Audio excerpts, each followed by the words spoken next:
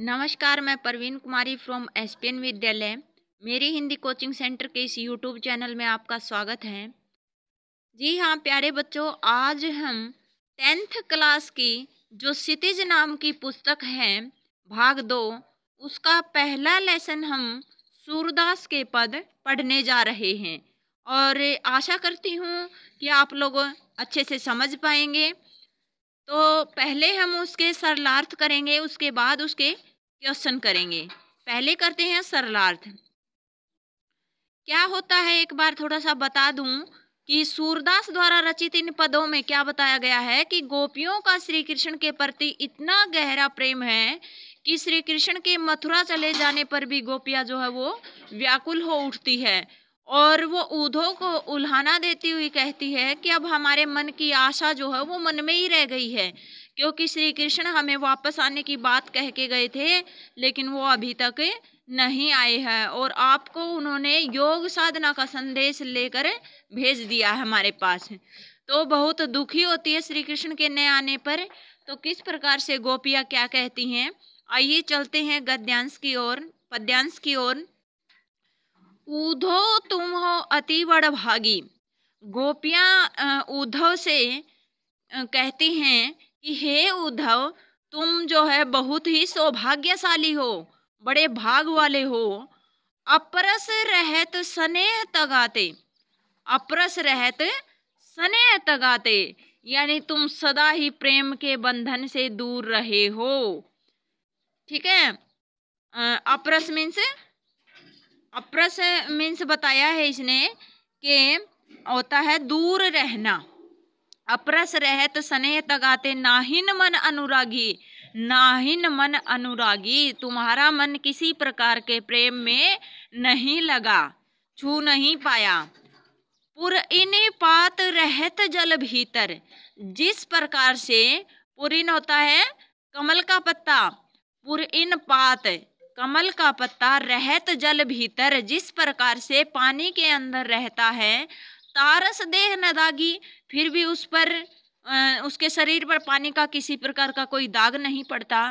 जो जल माह तेल की गागरी बूंद न ताको लागी, यानी जिस प्रकार से तेल से भरी हुई मटकी में, जिस प्रकार से तेल से भरी हुई मटकी को अगर पानी में डुबो देते हैं तो उस पर एक बूंद भी पानी की नहीं ठहरती है। अर्थात कमल के पत्ते और तेल की मटकी पर जो है वो क्या होता है कि जल का प्रभाव बिल्कुल भी नहीं पड़ता है। और क्या कहती हैं कि उसी प्रकार श्री कृष्ण की संगति में रहते हुए भी उद्धव पर जो है उनके प्रेम का कोई प्रभाव नहीं पड़ा। प्रीति नदी में पाऊँ न बोरियो, प्रीति नदी में पाऊँ न बोरियो, दृष्टि न रूप परागी। इसका मतलब क्या कहते हैं कवि कि तुमने तो आज तक प्रेम रूपी नदी में पाँव मीन्स होता पैर, न बोरियो नहीं डुबोया, अर्थात तुम किसी प्रकार के प्रेम के चक्कर में नहीं पड़े। दृष्टि न रूप परागी, और तुम्हारी जो दृष्टि है वो किसी प्रकार के प्रेम को देखकर यानी दूसरे के ऊपर मोहित नहीं हुई। सूरदास अबला हम भोरी, सूरदास जी कहते हैं कि सूरदास को क्या कहती हैं गोपियां कि हे गोपियां कहती है कि हम तो इतनी भोली अबलाएं हैं, कितनी भोली कि हम तो इतनी भोली अबलाएं हैं। अबला भोरी, भोरी मीन्स होता भोली। सूरदास से गोपियां कहती हैं कि हम तो इतनी भोली हैं। गुर चाटी जो पागी, यानी जो श्री कृष्ण के रूप को देखकर उसमें उलझ गई हैं। कैसे उलझ गई हैं? गुर चाटी जो पागी, जिस प्रकार से चींटियां जो है गुड़ पर चिपट जाती हैं और फिर उनसे वो कभी नहीं छूट सकती, अर्थात वो वहां पर चिपट कर ही प्राण त्याग देती हैं। ठीक उसी प्रकार से हम तो श्री कृष्ण के प्रेम में पागल हो गई हैं। ठीक है, तो ये था हमारा पहला स्टेंजा। आगे चलते हैं दूसरे स्टेंजे पे।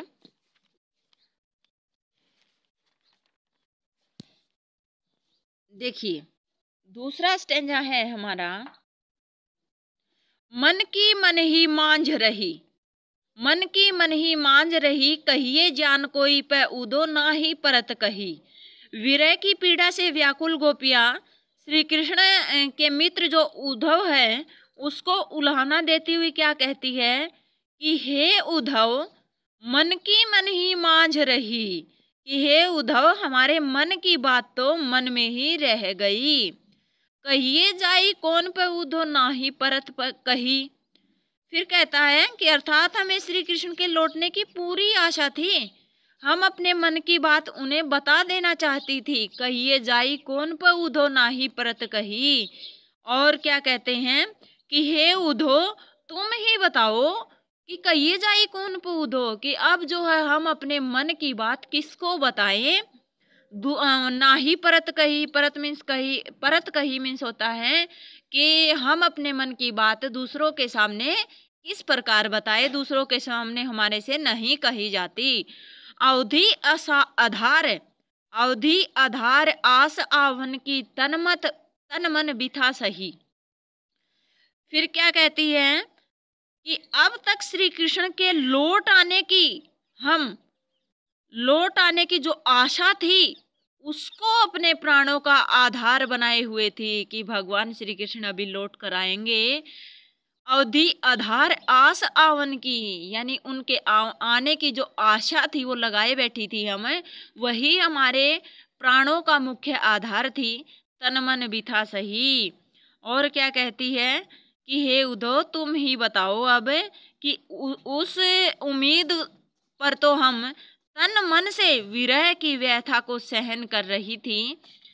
अब इन जोग संदेशनी सुनी सुनी, लेकिन अब इस योग साधना के संदेश को सुन सुनकर विरहनी विरह दही, जो हमारा शरीर है विरह की अग्नि से और भी ज्यादा भड़क उठा है।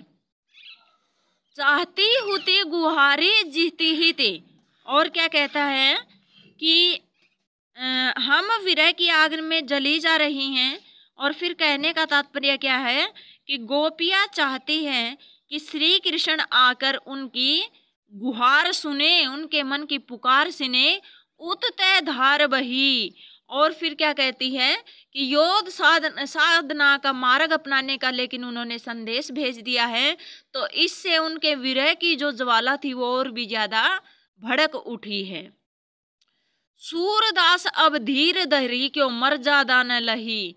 और फिर कहता है, सूरदास कहते हैं कि गोपियां ये कह रही हैं कि अब तो श्री कृष्ण ने सारी जो है लोक मर्यादाएं त्याग दी है, लोक मर्यादाओं का उल्लंघन कर दिया है और मर्यादा न लही, उन्होंने हमारे प्रेम का निर्वाह करने की अपेक्षा हमें धोखा दिया है। भला हम ये कैसे धारण करे, धैर्य रखे, किस प्रकार से। मर्यादा न लही का मतलब क्या हुआ कि अब ये हमारे से जो प्रतिष्ठा है वो सही नहीं जा रही। ठीक है, तो ये था हमारा स्टेंजा दूसरा। अब हम कर रहे हैं तीसरा स्टेंजा। फिर कहता है तीसरा स्टेंजा, देखिए हमारा, हमारे हरे हारिल की लकड़ी। गोपिया श्री कृष्ण से क्या कहती हैं कि हमारे तो भगवान श्री कृष्ण हारिल की लकड़ी के समान है। हारिल एक पक्षी है और वो एक लकड़ी होती है, उसको हमेशा अपने एक उसमें पंजों में जो है वो दबाए रखता है। हारिल एक पक्षी होता है जो एक प्रकार से अपने पंजों में एक ऐसी लकड़ी को दबाए रखता है, उसको कभी भी नहीं छोड़ता। मन कर्म वचन नंदन उर, यह दृढ़ करी पकड़ी। मन कर्म वचन नंदन उर, यह दृढ़ करी पकड़ी। क्या कहती है कि हमने तो मन वचन और हृदय से भगवान श्री कृष्ण को धारण कर लिया है, यह दृढ़ करी पकड़ी। और ये हमने दृढ़ जो है मन में दृढ़ निश्चय धारण कर लिया है कि हमारे तो उस हारिल की लकड़ी के समान भगवान श्री कृष्ण ही सहारा है। जागत सोवत स्वप्न दिवस निशी, जागते हुए सोते हुए सपने में दिन में रात में कान्ह जकरी। हमारा जो मन है वो श्री कृष्ण जो है वो जपता रहता है। सुनत जोग लागत है ऐसो जो करुई ककरी। करुई ककरी होता है कड़वी ककड़ी। फिर क्या कहती है गोपियां कि योग साधना का संदेश सुनकर ऐसा लगता है कि जैसे हम जब खाते हैं तो कड़वी ककड़ी लगती है। इस प्रकार से हमें योग साधना का संदेश बड़ा कड़वा लगता है। सु तो व्याधि हमको ले आए देखी सुनी न करी। फिर कहते हैं कि ये किस प्रकार की बीमारी यहाँ ले आए हैं जो कभी ना हमने देखी थी, ना सुनी थी और ना ही करी थी। किस प्रकार की बीमारी हमें लगा दी है। यह तो सूर तिन्ही ले सोपो जिनके मन चकरी। और भगवान श्री कृष्ण क्या कहते हैं कि सूरदास जी कहते हैं कि जिनकी कहीं कोई आस्था न हो, जिनके मन दुविधा में भटक रहे हों, साधना उन लोगों को दे दो। हम पूर्णतः श्री कृष्ण के प्रति समर्पित हैं तथा हमारी उनमें पूर्ण आस्था है, इसीलिए आपके इस योग संदेश की हमें आवश्यकता नहीं है। ठीक है, 4 का देखिए, स्टैंजा है हमारा 4 का।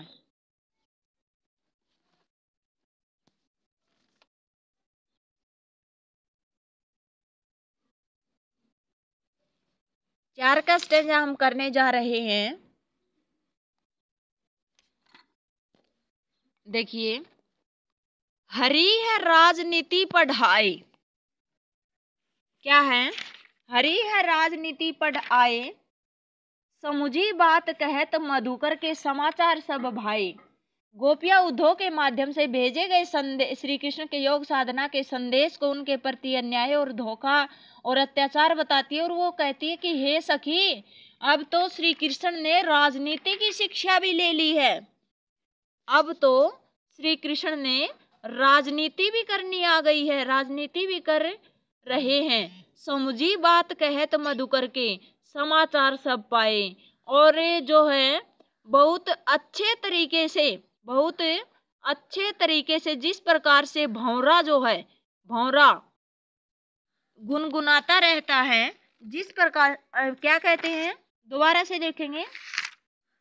समुझी बात कहत मधुकर के समाचार सब पाए।